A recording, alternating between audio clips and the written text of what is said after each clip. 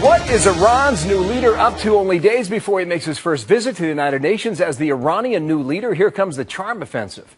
My next guest says he has seen this playbook before. John Bolton, former ambassador to the UN and a Fox News contributor. Sir, good morning to you. Good morning, Bill. What is this all about?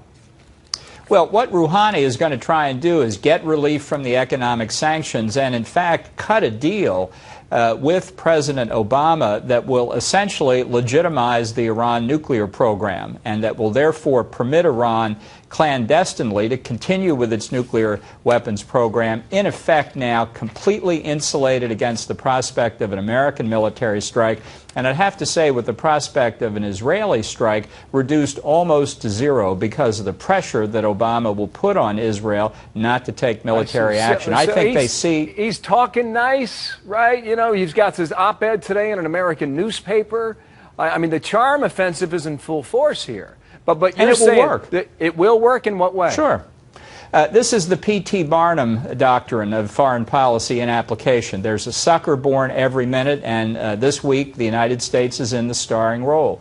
The Europeans have already signaled they're desperate for a deal with Iran. They can't wait to give up their economic sanctions. The president's in pretty bad shape diplomatically. He'd like to find a way to cut a deal. And you can always cut a deal if you surrender your basic position. Iran cannot be trusted with uranium enrichment of any sort, period, close quote. What was the greeting to Jews earlier for Rosh Hashanah? What was that all about? Well, what's this about him bringing the only Jewish member of parliament in Tehran to New York with him? Sure, right. The only Jewish anti-Israel member of the Iranian parliament. Good point. Obviously, it's propaganda. You know, the Iranians see that they've got a moment here, an opportunity. They saw this debacle on Syria's chemical weapons. You have a new president in Iran who, by the way, is not in charge of the country. The supreme leader, the Ayatollah Khamenei, is in charge of the country and in charge of the nuclear weapons program. But they're going to take advantage of this confluence of circumstances to try and drive ahead to a deal. I think we've got a naive, gullible administration in Washington looking for a diplomatic success. I think the handwriting's on the wall. It's very distressing. There are those who are talking about the possibility that President Obama meets him. Do you see that happening? He's going to. Look, I'll bet on it right now. I've been through this enough times.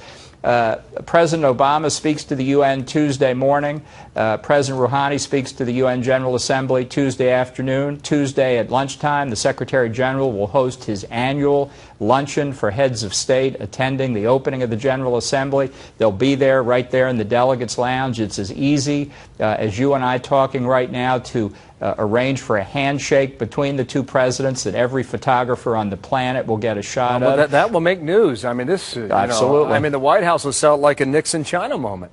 Absolutely, and it will be the beginning of the end of any effective way to contain the Iranian nuclear weapons program. Wow. Thank you, Mr. Ambassador. We're going to lean on you a lot next week when the UN General Assembly gets underway here and all these world leaders come to New York. Thank you. I'll be up there. John Bolton in Washington.